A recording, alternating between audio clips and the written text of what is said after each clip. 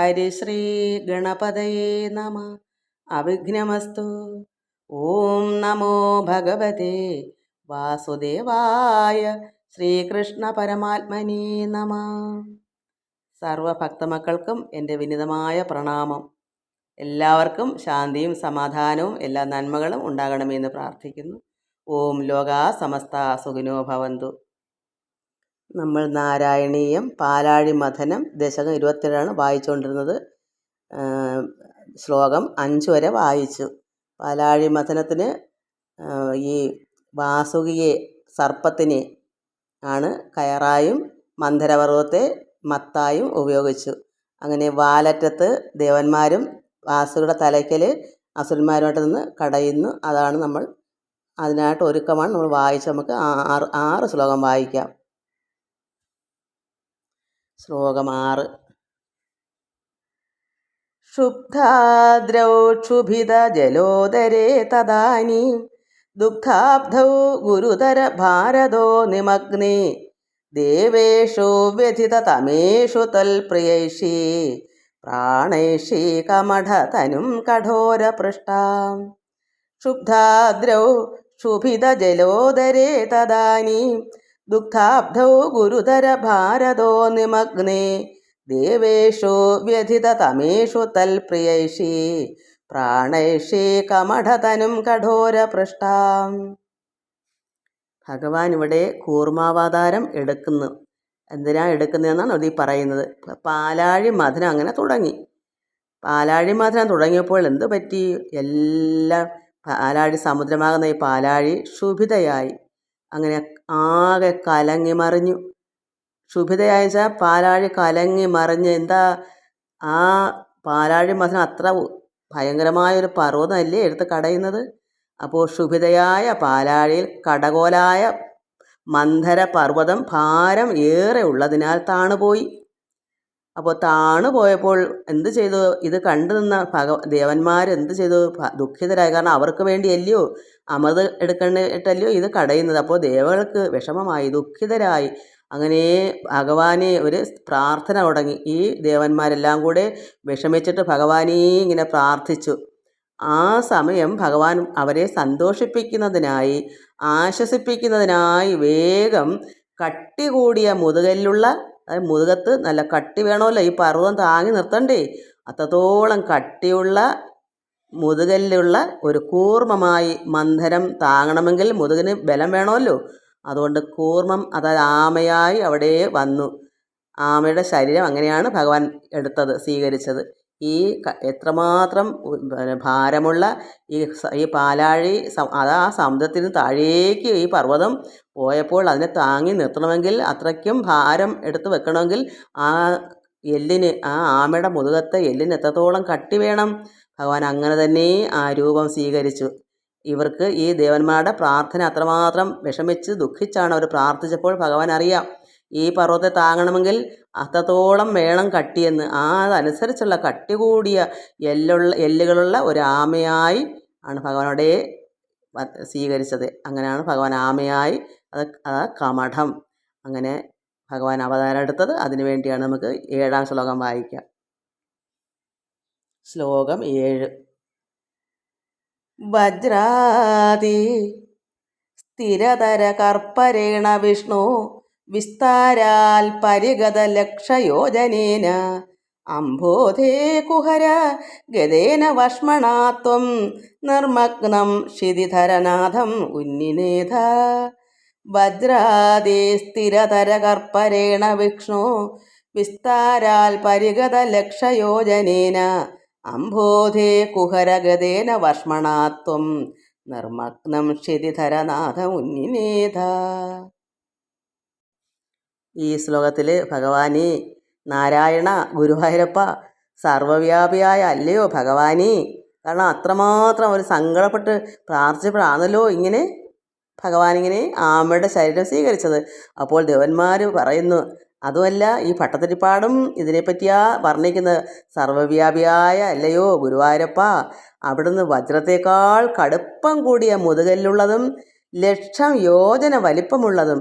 കാരണം അത്രമാത്രം വലിയൊരു ഒരു പർവ്വതമല്ലേ, അതിനെ ചുറ്റിപ്പറ്റി അതിൻ്റെ താഴെ ഈ മുതുകും കൊണ്ടിരിക്കണമെങ്കിൽ അത്രമാത്രം ലക്ഷം യോജന വലിപ്പമുള്ളതും സമുദ്രത്തിൻ്റെ അടിത്തട്ടിലേക്ക് താണുപോയ ഈ സമുദ്രത്തിലെ പൊക്കിയെടുക്കണ്ടേ. അപ്പോൾ അങ്ങനെ താണുപോയ ആ പിന്നെ പർവ്വതം മന്ദരപർവ്വത്തെ പൊക്കിയെടുത്ത് നേരെയങ്ങ് നിർത്തി ഭഗവാൻ.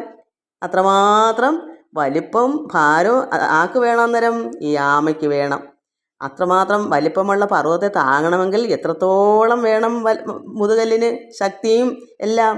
അതുകൊണ്ട് സർവ്വവ്യാപിയായ ഭഗവാനെ ഗുരുവായൂരപ്പ, അങ്ങ് വജ്രത്തേക്കാൾ കടുപ്പം കൂടിയ, സാധാരണ എല്ലല്ല, വജ്രത്തേക്കാൾ കടുപ്പം കൂടിയ മുതുകല്ലുള്ളതും ലക്ഷം യോജന വലിപ്പമുള്ളതും സമുദ്രത്തിൻ്റെ അടിയിലേക്ക് പോയ ഈ മന്ദരപർവ്വത്തെ ഭഗവാനെടുത്ത് പൊക്കിയെടുത്ത് നേരെ അങ്ങ് നിർത്തി. അതാണ് ഇവിടെ ഈ ശ്ലോകത്തിൽ പറയുന്നത്. നമുക്ക് 8-ാം ശ്ലോകം വായിക്കാം. ശ്ലോകം 8.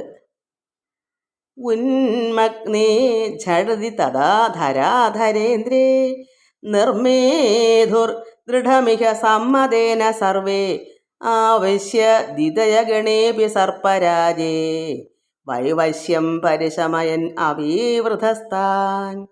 ഉന്മഗ്നേ ഝടതി തഥാ ധരാധരേന്ദ്രേ നിർമേധുർ ദൃഢമിഹ സമ്മതേന സർവേ ആവശ്യ ദിതയഗണേഭി സർപ്പരാജേ വൈവശ്യം പരിശമയൻ അവീവൃതസ്ഥാൻ. ഈ ശ്ലോകത്തിൽ പർവ്വതം പെട്ടെന്നങ്ങനെ അങ്ങ് പൊങ്ങി വന്നു. അപ്പോൾ അവിടെ ഉണ്ടായിരുന്ന എല്ലാവരും സന്തോഷിച്ചു. കാരണം അത്രമാത്രം ഭഗവാനെ സ്തുതിച്ച് വിഷമിച്ച് എന്താ ഇനി എന്നുള്ള രീതിയിലല്ലയോ അവരെല്ലാം നിന്നത്. അപ്പോൾ ഈ പർവ്വതം ഇങ്ങനെ അങ്ങ് പൊങ്ങി വന്നപ്പോൾ അവിടെ ഉണ്ടായിരുന്ന എല്ലാവരും സന്തോഷിച്ചു. ദേവ അസുരന്മാർ മഥനം ചെയ്തു തളർന്നപ്പോൾ അങ്ങനെ സന്തോഷിച്ചെങ്കിലും ഈ ദേവന്മാരും അസുരന്മാരൊക്കെ ഇത് തളർന്നു പോയി. ഈ വാസുകിയും തളർന്ന്. കാരണം അത്രമാത്രം ആണല്ലോ ഇതിൻ്റെ പർവ്വതത്തിൻ്റെ ആഘാതം. അപ്പോൾ ദേവാസുരന്മാരെല്ലാം മഥനം ചെയ്ത് തളർന്നപ്പോൾ ഭഗവാൻ ഇവിടെ ഇരു കൂട്ടരിലും വാസുകിയിലും പ്രവേശിച്ചു. അവരുടെ തളർച്ച തീർത്ത്. വാസുകിയായ പാമ്പിനും ഉണ്ടായിരുന്നു തളർച്ച. അപ്പോൾ ദേവന്മാരെയും അസുരന്മാരെയും വാസുകിയിലും ഭഗവാൻ ഇങ്ങനെ പ്രവേശിച്ചു അവരുടെ തളർച്ച തീർത്ത് അവർക്ക് വേണ്ടത്ര ശക്തി പകർന്നു. മഥനം ത്വരിതപ്പെടുത്തി. ഭഗവാൻ അവർക്ക് ബലവും വീര്യവും പകർന്നതിനാൽ പാലാഴി മഥനം തടസ്സം കൂടാതെ തുടർന്നു. നമുക്കിതെന്താ മനസ്സിലാക്കേണ്ടേ? നമുക്കും ഇതുപോലെ വിഷമങ്ങളും തളർച്ചകളും ക്ഷീണങ്ങളൊക്കെ ഉണ്ടാകും. എപ്പോഴും ഉണ്ടല്ലോ നമുക്ക്. പ്രത്യേകിച്ചൊരു പ്രായമായവരുടെ കാര്യം ഞാൻ എൻ്റെ അനുഭവം പറയുക, എനിക്ക് എപ്പോഴും ഉണ്ട്. പക്ഷേ അവിടെ നിന്നെല്ലാം തരണം ചെയ്ത് ഇവിടെ ഇങ്ങനെയും നിർത്തി എന്നെ കൊണ്ടൊക്കെ ചെയ്യിക്കുന്നത് എന്താ? ആ ഭഗവാൻ തരുന്ന ഒരു ശക്തിയാണ്. അപ്പോൾ ഇത് ആരായാലും പ്രാർത്ഥിച്ച് ഭഗവാനെ അഭയം പ്രാർത്ഥിച്ചാൽ എല്ലാവരെയും ഭഗവാൻ, ഈ ലോകത്തുള്ള എല്ലാം ഭഗവാന്റെ മക്കളാണ്. ആരാ ഭഗവാനെ അഭയം ആശ്രയം കൈക്കൊള്ളുന്നത് അവർക്ക് വേണ്ടിയാണ് ഭഗവാൻ നിൽക്കുന്നത്. അപ്പോൾ നമ്മൾ ഭഗവാനേ എന്നുള്ള ചിന്തയുണ്ടെങ്കിൽ നമ്മളെ രക്ഷിക്കത്തില്ലേ? ഈ ലോകത്തുള്ള എല്ലാവർക്കും ശക്തിപ്പെടുത്താൻ ഇവിടെ ഇവർക്ക് 3 കൂട്ടരെന്ന് വെച്ചാൽ ഇവിടെ ഒരാളല്ല, അസുരന്മാർ എത്ര പേരുണ്ട്. ആ അസുരന്മാരുടെ അത്ര പേരിലും ഭഗവാൻ ശക്തി പകർന്നു. ഒരാൾക്ക് മാത്രമല്ല, ദേവന്മാർ എത്ര പേരുണ്ട്, അവരിലും ഭഗവാൻ ശക്തി പകർന്നു. വാസുകിയിലും. അപ്പം 1, 2, 3 പേരല്ല അവിടെ, വാസുകി ഒരാളേ ഉള്ളൂ. പക്ഷേ ദേവന്മാർ എത്ര പേരുണ്ടോ അസുരന്മാർ എത്ര ഉണ്ട്, ഇവരെല്ലാവരിലും ഭഗവാൻ ശക്തി പകർന്നു. ഈ ലോകത്തുള്ള എല്ലാവർക്കും വേണമെങ്കിൽ ഭഗവാൻ ശക്തി പകരുന്ന ഒരു ഭഗവാനാണെന്ന് നമ്മൾ മനസ്സിലാക്കണം ഇത്. അപ്പോൾ ഒരാൾക്കല്ല, സർവ്വപേർക്കും സർവ്വ ജീവജാലങ്ങൾക്കും വേണ്ടിയുള്ളതാണ്. ഒരു മനുഷ്യർക്കോ മാത്രമല്ല, സർവ്വ ജീവജാലങ്ങളും ഭഗവാന്റെ സന്തതികളാണ്. പക്ഷെ നമ്മൾ എന്ത് വേണം? നമ്മുടെ പിതാവായി നമ്മൾ അംഗീകരിക്കണം. ഭഗവാനെ ആശ്രയമാണ്, ഭഗവാനല്ലാതെ മറ്റാശ്രയം ഇല്ല എന്ന് നമ്മൾ ചിന്തിക്കുമ്പോഴാണ് ഭഗവാൻ നമുക്ക് വേണ്ടി ശക്തി പകരുന്നത്. എന്തും ഏതും ശക്തി മാത്രമല്ല, എന്തു കാര്യങ്ങൾക്കും ഭഗവാൻ നിലനിൽക്കും നമുക്ക് വേണ്ടിയിട്ട്. അതാണ് ഇവിടെ നമ്മൾ പഠിക്കാനുള്ളത്. ഇവിടെ ഭട്ടതിരിപ്പാട് ഇത് തന്നെയാണ് പറയുന്നത്. അങ്ങനെ എല്ലാവർക്കും സന്തോഷമായി. കാരണം എല്ലാവരും തളർന്നപ്പോൾ ഭഗവാൻ ഇരു കൂട്ടരിലും വാസുകിയിലും പ്രവേശിച്ച് ഉള്ളിലേക്ക് പ്രവേശിച്ച് അവിടെ എല്ലാം തളർച്ച തീർത്തു. എന്നിട്ടോ അവർക്ക് ശക്തി പകർന്നുകൊണ്ടേയിരിക്കുന്നു. അതാണ്. അപ്പം നമുക്ക് ഇതേ ഉള്ളൊരു കാര്യം, നമ്മളിതൊക്കെ വായിച്ചിട്ട് എന്താ കാര്യം? നമ്മളിതെല്ലാം പഠിക്കണം. ഭഗവാനെ അഭയം എല്ലാം ഈശ്വരൻ കാത്തുകൊള്ളുള്ളൊരൊറ്റ വിശ്വാസമാണ് ആ ഭക്തി. ഭക്തിയും വിശ്വാസവും ഉണ്ടോ? വിശ്വാസമാണ്. ഭക്തി മാത്രം പോരാ, നമ്മൾ എല്ലാം കാക്കും, നമ്മളെ രക്ഷിക്കും എന്നുള്ള ഒരു ഉറപ്പാണത്. അപ്പോൾ പിന്നെ ഭഗവാനോടൊന്ന് കളഞ്ഞിട്ട് പോകാൻ പറ്റത്തില്ല. നമ്മുടെ ഉറപ്പാണ്, സംശയം ആകരുത്. ചെയ്യോ എന്തോ അതല്ല, നമുക്ക് ചെയ്തിരിക്കും. കറക്റ്റായ കാര്യമാണ് അത്. അനുഭവസ്ഥരാണത് പറയുന്നത്. അപ്പോൾ അങ്ങനെ വരുമ്പോൾ നമുക്ക് വേണ്ടത്ര ശക്തി എല്ലായ്പ്പോഴും തന്നുകൊണ്ടേയിരിക്കും എന്തിനും. അങ്ങനെ വരുമ്പോൾ അങ്ങനെ ആ മഥനം ത്വരിതപ്പെടുത്തി നന്നായി മഥിക്കാനുള്ള ഒരു ആരോഗ്യം അവർക്ക് കിട്ടി. ഭഗവാൻ അവർക്ക് ബലവും വീര്യവും പകർന്നതിനാൽ പാലാഴി മഥനം തടസ്സം കൂടാതെ തുടർന്നു. ഇതാണ് നമ്മൾ ഇതിൽ മനസ്സിലാക്കേണ്ടത്. ഇനി നമുക്ക് ബാക്കി അടുത്ത ദിവസം വായിക്കാം. എല്ലാവർക്കും നമസ്കാരം. സർവത്ര ഗോവിന്ദ നാമ സങ്കീർത്തനം. ഗോവിന്ദ ഗോവിന്ദ.